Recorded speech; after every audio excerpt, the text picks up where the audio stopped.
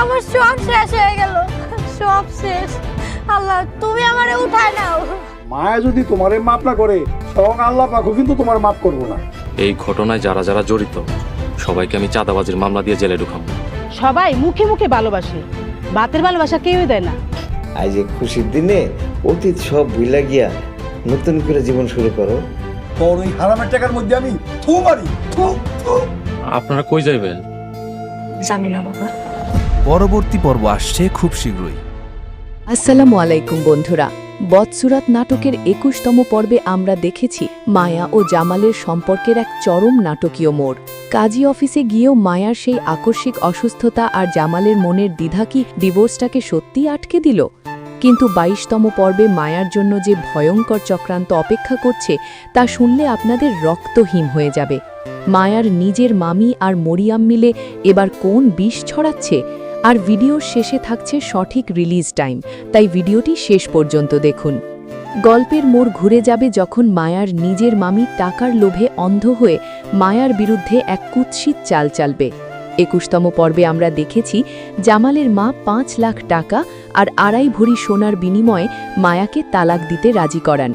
কিন্তু মায়া যখন অসুস্থ হয়ে ডিভোর্স সই করতে পারে না, তখন সেই টাকা আর সোনা হারানোর ভয়ে মায়ার মামি মরিয়মের সাথে হাত মিলিয়ে মায়ার নামে এক জঘন্য অপবাদ দেবে।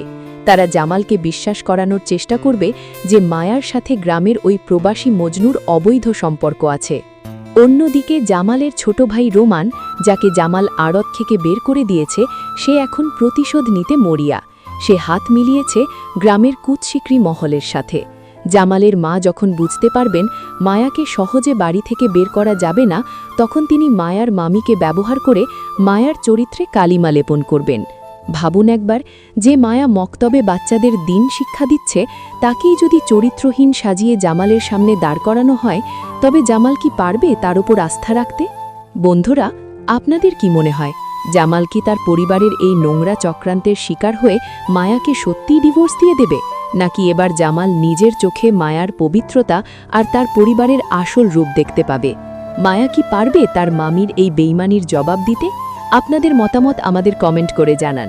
সবশেষে আপনাদের বহুল প্রতীক্ষিত তথ্য, বদসুরত নাটকের পরবর্তী অর্থাৎ ২২তম পর্বটি আপনারা দেখতে পাবেন আগামী ৩ দিন পর বিকেল ৩টায়।